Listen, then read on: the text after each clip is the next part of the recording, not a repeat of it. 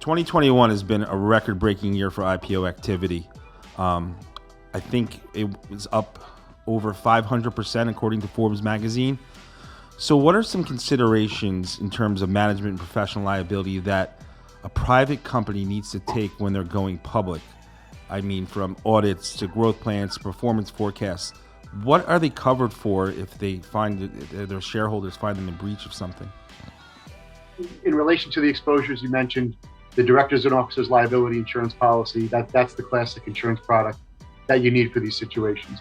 What I would stress though, and what a lot of companies miss, is I would not wait until you are preparing to go public to secure D&O, or what I really would recommend against is waiting until you're filing to go public and then getting your quote for your public company D&O exposure and waiting to purchase that when and if you go public. What a company should do is have D&O in place while they're private.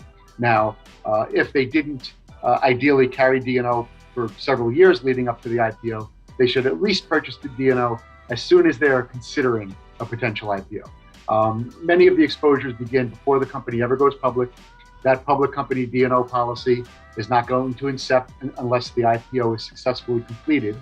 And a company's exposures, their D&O type exposures, are greatly heightened just by preparing for the IPO. All of the roadshow, all of the presentations they do to investors, the draft prospectus, the communications with the SEC, all of these communications and representations create exposures. And then if the IPO is unsuccessful, you could have exposure. You could have shareholder claims, you could have SEC claims, you could have claims by numerous parties, really, competitors. There's an antitrust situation. So the company should first make sure that they have their private D&O in place. That private D&O needs to be negotiated to cover some of these exposures. Don't take for granted that it would automatically be included, because your typical private D&O product excludes claims arising out of a public registration. So you have to A, have private D&O, B, make sure the coverage terms and conditions will address the attempt to go public and all of the activities on the on-ramp to go public.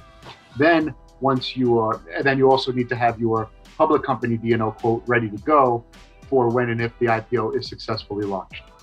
What other coverages are needed for a public company? Obviously, D&O was mentioned, but how does EPL and cyber play a role in they're just as important as D&O insurance. As far as employment practices liability, you typically would write that separately from the D&O, not the same way that you write like a private company D&O policy. Typically you write that combined with employment practices, but with employment practices you would write separately, just as important.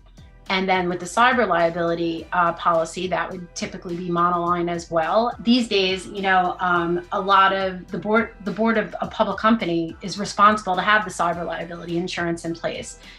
So it's really, if they don't get it in place, it could be an issue in regards to them not securing proper insurance.